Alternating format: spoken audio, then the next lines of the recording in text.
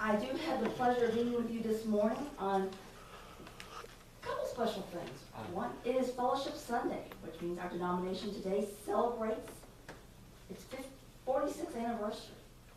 So for a long time, so tomorrow actually is the official day, but we always celebrate the first Sunday in October, so that's a special day. Our denomination has been doing it for a long time. I know your church will be coming up pretty soon in December, what, 21 years? 21st, yes. 21st. That is something, isn't it? So that is a privilege to be here. That this church has been in this place. And it's not always easy being in a small town, in a place that can be challenging. As we were reading the gospel this morning, I was thinking of, I'm sure sometimes you kind of felt like those servants who are going to collect from the tenants and being thrown out a few times and not being welcomed in when God sent you into places. So sometimes it can feel that way. It's also, our lectionary readings today was that gospel reading and our reading from Philippians. And those are a couple of my favorite passages, especially the Philippians. And I want to talk a lot about that this morning. Is that a familiar passage to folks? The pressing on toward the goal. That's a familiar one. But that is one of my very favorites. And of course, I could preach a lot of things and say, oh, that's one of my favorites. I do have a lot of favorites. So every time I stand in your pulpit, I'll probably say something similar. I'll just declare that right up front, since I hope to. This one really speaks to me, because it's one, especially I guess over the past year, as I've really been reflecting on what it is that God is calling me to do in my next half century of life, I guess, as I let go of the past and what I have done and move more forward and where God is calling me to in future ministry. I guess I've thought a whole lot more about forgetting what lies behind and moving toward what lies ahead. I know our denomination's been giving some thought to that as we've been looking at all the things we've accomplished in 46 years, and we've done a lot in 46 years. But also, we're not done yet. Where will we go? Where is God calling us to? I'm really coming to believe that our ministry is not done as a denomination, and we still have work to do. There's still things that need to be accomplished, still work God has for us. And sometimes maybe as a church you kind of wonder, have we done everything we need to do, or is there more to do? So I want to speak a little bit about that this morning. Reverend Elder Dr. Nancy Wilson, our moderator, has been saying this year, we are stronger together. I've seen a lot of things she sends out. We are stronger together. And I think that is really important as we look at things, that we are stronger together. Sometimes it's easy for us to kind of wander off and feel very alone or very isolated. But we are stronger together. I think maybe the Apostle Paul sometimes, he could kind of huffy and want to wander off. But he always came back to, I think maybe he kind of came up with that, maybe he was a little stronger together. During our time of leave, sometimes it's been like, oh, we just kind of go do our own things too. And yet what we know when we come back into corporate worship is we feel that stronger together. Last year we were at General Conference with so many colleagues and friends and strangers. We felt that stronger together. We come here, we feel that strength again in being back with people who are similar-minded and worshiping God together. So Paul says to us that he's done a lot of things. He's been through a lot, he's done a lot. And if you know much about the Apostle Paul, he had, right? He had been, in the past, he had been somewhat of note, he had been important, and then he had been someone who had really persecuted the church. So we really have Paul saying to us, look, I've done really good things, and I've done some really bad things. And he really could have kind of stopped and rested. Where I come from, we say, he could have stopped and rested on his laurels. You guys say that here? Yeah, I grew up about an hour from here. We say, he could could have stopped resting on his laurels. He could have said, all right, I've been good and I've been bad. I've done well and I've done not so well. And he could have just stopped and rested. And said, that's enough. Even when this was written, he could have said, okay, you know, God, I've gone to your churches and some have been good to me and some of them have been very bad to me. And I'm done. I'm done. My little nephew says that. He's had enough. He's 3 or 4 now. He plays soccer. He's, I'm done. I'm over it. You grown-ups may want to play more. I'm done. And when he says he's done, he means he's done. You ever feel like that? I'm done. I don't do this no more. Because I've been there. A couple years ago. We just feel tired. So I guess my question this morning is sometimes when we're called to press on toward that goal,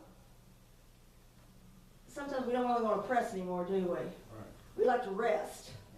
I'm through pressing. I really want to rest. Well, resting isn't necessarily a bad thing. You know, I always remember that after the first chapter of Genesis, even God got to rest at the first and second chapter, right? On the 7th day, God rested. So it's not that we can't rest. I think a good planned rest can be a very, very helpful thing, a healthy thing. If there's one thing I learned, is that modeling good self-care and rest is a good, healthy thing for a pastor to do.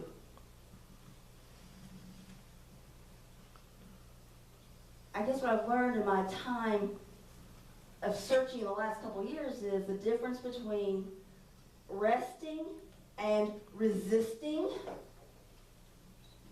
Sometimes I have a bit of an accent, so I'll say it again. Resting and resisting.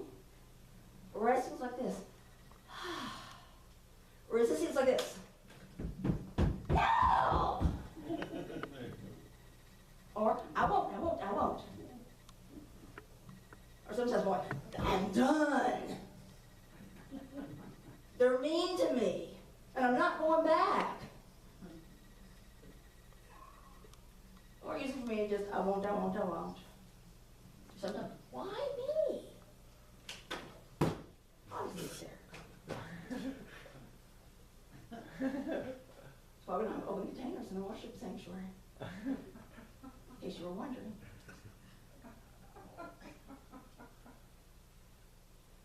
So, resting versus resisting, and sometimes we're not real clear about that, right? We kind of get huffy if people take a Sunday off, or we get upset with ourselves, right? We don't let ourselves rest either. I was amazed when I first started worshiping in MCC years ago, many years ago now. We worshiped the Unitarian Church in Louisville, and I was a Southern Baptist girl. And in the Southern Baptist Church, you not only had to go twice on Sunday, but you also had to go on Wednesday, or else, who doesn't go to church, right? The backsliders don't go on Sunday. And on Sunday nights, And the Unitarian Church didn't have air conditioning on in the summer. I said, why don't they have air conditioning? Well, because they didn't go to church in the summer. They took the summer off. Never heard such a thing. For a denomination where we had to go on Sunday night. We couldn't even make it through the evening. And they made it through the whole summer?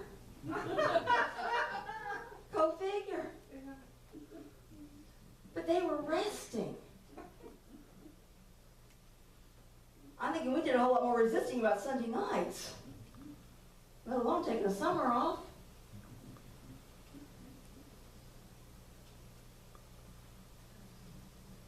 Resting can be very, very helpful if it's intentional and if it's planned. How is it that we sometimes have so much trouble moving forward? Anybody have trouble moving forward sometimes? Why is it we resist? Paul had a very clear notion about why he was moving forward. He talked about that heavenly prize, that heavenly calling. You know, a prize is what we know we're working for. The surprise is all those blessings we get along the way. Those things we don't know we're going to get. I didn't even know that was going to happen. Wow.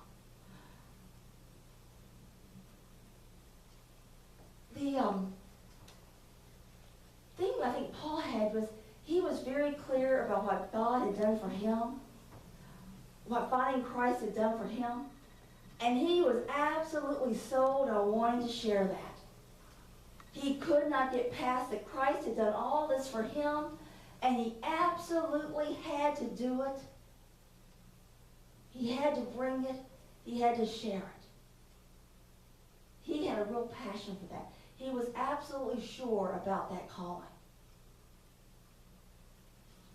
I think sometimes when we're absolutely sure about what is before us, what it is we're called to do, we get that passion too.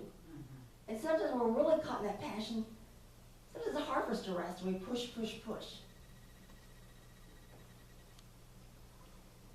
And sometimes we push so hard, then we get maybe kind of that immobilized, that deer in headlights, that, and we're not sure sometimes where to go or what to do. Because we get kind of like, well, what next, God? What should I do with this? Where to? Do you ever get like that? Where it's like, I'm not sure. Do you ever have those uncertain moments? Oh, man. Yeah. Which way? What next? There's sometimes it's like, you have an idea about where you want to be, but you're not quite sure how to get there. And those can be scary times. And those are those times when you have to step out in faith and keep moving forward. And I think that's the hardest. When you know where you're going, moving forward is more certain. That's a problem, is that moving forward, when you know where you're going forward, right? And you can see that in. But when it's like, you have to move forward without knowing sure where you're going. That's what we call in the Bible, what, faith? And that's really scary. Because you're not sure. I think it's sometimes why we kind of stay on the past. We dwell on the past. Our past sometimes with our failures, as well as our successes. We dwell back there instead of moving forward. We know that there's these things we could be doing, but we're not quite sure how to get there, and we're not quite sure if we'll succeed there. It is so scary. And so sometimes we rest back on what we've done, even if we didn't really like it. Sometimes we're more comfortable with our failures. Maybe not comfortable is not the right word, but at least we know them. And we dwell on them. We ruminate about them. Which isn't particularly helpful, by the way. But we kind of get stuck in that too. I think sometimes when I think about the children of Israel going around and around the desert, they didn't really have that far to go. They kind of wandered in circles for a while trying to figure out things and learning some things because they couldn't just quite get that forward momentum. They kept kind of thinking about the past. They couldn't let go of the past. Successes and failures. Getting stuck. Think of my own adventure recently. Now, I don't know if you know me much, but Robert and I, I think perhaps sure it'd be better. Sorry, Steve. Got a learner place, don't you? Maybe that's why Lily comes down here. She has to compete with the, obviously. Obviously, that's why she's down here. Robert and I took this lovely little hiking trip. Now, we take lots of hiking trips. Anybody follows me on Facebook, you see those little cartoons I put up. Usually involves some kind of a hiking adventure. So it's a hiking adventure, and it started out okay. It always starts out okay. But then it always kind of goes, well, it goes up a hill usually. And then it goes off trail. It always goes off trail. And then it goes off map. And you're really not sure where you're going. I have a compass. Here. So the most recent one, we take this little sightseeing tour. I always get her back. Okay, let me just declare for she always gets me back. It's not, you always wind up okay. It's just that in between when you're not sure where you're going. Trust. Takes a lot of that. So we're on this little off-trail part of the hike, And we're racing through some off-trail weeds and down rocks and grabbing trees and swinging around things and up dry riverbeds, and we're pushing forward and onward. And she's sure that probably just around this next curve and And find that trail again. we'll find the trail again. And the first time I was like, I felt pretty sure about that trail again. I felt sure we'd be back on the trail, but we didn't. We just met up with more obstacles. But I pressed on, and there were more. We were going to. And I found myself getting pretty irritable, quite frankly. I was feeling about a quart low on the love of Christ, quite frankly. But I kept pressing on. Because what I knew, even though we were not sure how we were going to get back, I knew we could on. I knew that at the end it would really be okay. But I wasn't sure how soon the end was going to get there, and I was getting pretty tired. But what I also knew was I didn't want to turn around. She said, we can always go back. But what I knew more than walking in that dry riverbed, where, by the way, snakes do tend to hang out, which is the part I really didn't want to have happen. We never saw a snake. We did not, but I mean, just takes the grace of God. I am the woman of faith that I am because of these hiking journeys. I might also add that. Keeps me close to God. That's the whole point. Mm. So as we're hiking up that little riverbed, Rob was saying, do you want to turn around? All I could think of is, the only thing worse than hiking the riverbed was turning around and going back, up the rocks, up the boulders, up that little hill, back around climbing the tree, and back through all those little weeds and things where I'm sure all the snakes were living. Yeah, I didn't want to go there. I didn't want to go there. And so we moved forward. Because what was ahead was not nearly as bad as what I'd already been through. I had a map. And of course, we I found the trail. found the trail. And here I am today. And she's still here. There was a little doubtful there about that too for a minute. Still together, right? We stuck together. 21 years we've been doing this. I think somebody would work. She had a map. She didn't have a map. I made sure she had a map. And we have phones, GPSs now. Yeah. The thing is, It's an adventure. it is an adventure. It is an adventure. But what I knew was that at the end, moving forward is always better than going backwards.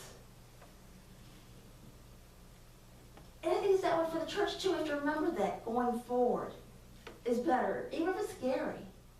Because when you look back, we've done some really great things in the past, and some things it's like, oh, I just don't want to do that again. But going backwards is never going to get us where we want to be, right? We can look back in the past and we can learn from it. But let's face it, there are really no wonderful scriptures that say, and they look back to the past and ran back to it, and when they returned to the past, everything was great. I can't find any of those. Usually they remember the past, they learned from the past, and they moved on. And that has to be for us too. We forget what lies behind. We forget the failures. We forget the things we've done well. We learn from them. We are new people. We are the people we are today because of all that has happened, but we keep moving forward. We don't get stuck in the fact that, you know, God, you sent us to these people, and they were mean to us. They beat us up like those tenants did in the scripture. They're as mean to us as they were to Jesus. We don't want to go back to them anymore. The people in this place you've called us, build this church, God, sometimes they're not very nice. They're not very accepting. No. All those things we could say. But instead, we say, we have a passion. So why do I keep going on trails with this woman?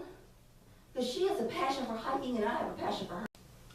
And I trust that she really will always find the trail back.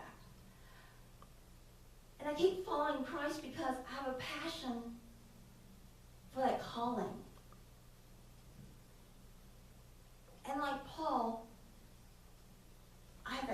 calling too, that what God has given me, what Christ has given me, I have to share with others.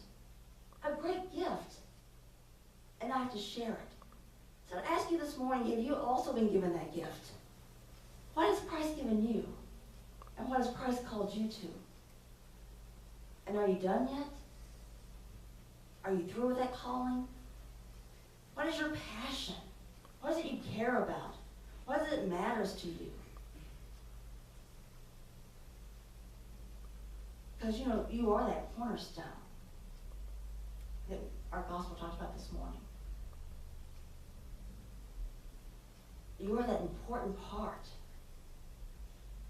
And we have to keep pressing on, moving forward, and carrying that word, carrying that love. Because if we don't, who will? So whatever's happened in the past, good or bad, or in between, we rest when we need to. We take our rest and we keep pushing forward. Or at least that's what I'm going to do. I'll rest and I'll push forward. Because there is that heavenly call. And I don't want to miss it or miss anything along